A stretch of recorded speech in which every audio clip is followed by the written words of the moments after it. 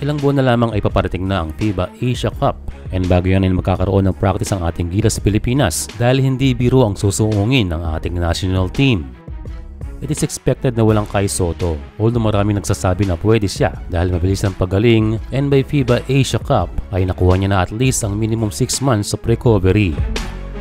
Pero sa totoo lang, that is only recovery time dahil risky kung agad maglalaro dahil kailangan pa nito ng few months of training bago maging game ready. So kahit excited tayo na makabalik na itong si Kai, ay bigyan natin siya ng sapat na panahon. And speaking of panahon, all this time ay lumilipas ang oras tungkol sa paggulong ng dokumento nitong si Quinten Milora-Brown.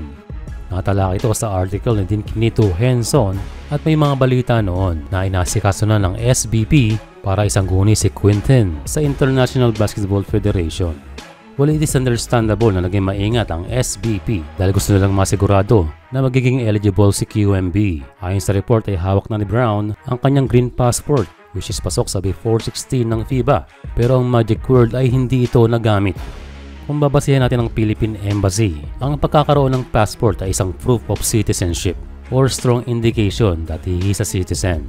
Kaya doon pa lamang we can say na malaki ang tsansa na QMB lalo na't nakuha niya ito before 16. And so kahit sa ibang bansa including USA ay isa itong ebidensya sa pagiging citizen sa isang bansa. Ayon sa DFA, ang mga passport na hindi nagamit or hindi na-claim ay maaaring i-cancel ng DFA. Pero sa kabilang banda, ang hindi nagamit na passport ay hindi automatic na mag-i-invalidate ng iyong citizenship. Pero mangyayari ito kung mayroon ng isang tao na supporting documents na kailangan din na maipasa. So yun ang kailangan ni QMB, or the best thing will happen na passport pa lamang ay sapat na. Yan ang pag-asa. Ang mahalaga lang ay hinahanda ng SBP ang pagsasubmit para kay QMB. Another player na kandidato ay si Michael Phillips ng Lasal. Well, lumabas na unang balita na ito ay eligible. Pero bago lumabas yun, ay nakausap natin ang isa sa kanyang relative at wala itong direktang sinabi na eligible si Mike. So after a month, ay lumabas na ang balita na ito ay hindi eligible.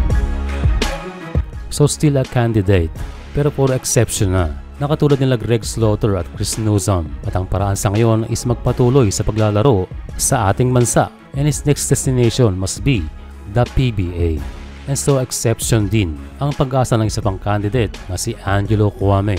Kwame is already a naturalized, pero pwede pa siyang maging local kung papayagan ng FIBA, and hopefully ngay makapaglaro ito ng malimit sa PBA to maintain playing sa domestic league na kung saan ay requirement sa FIBA eligibility. So sa tatlo, still QMB has the best chance. And sana ngay matuloy dahil nakabang lamang si Coach Tim Cone sa magiging resulta.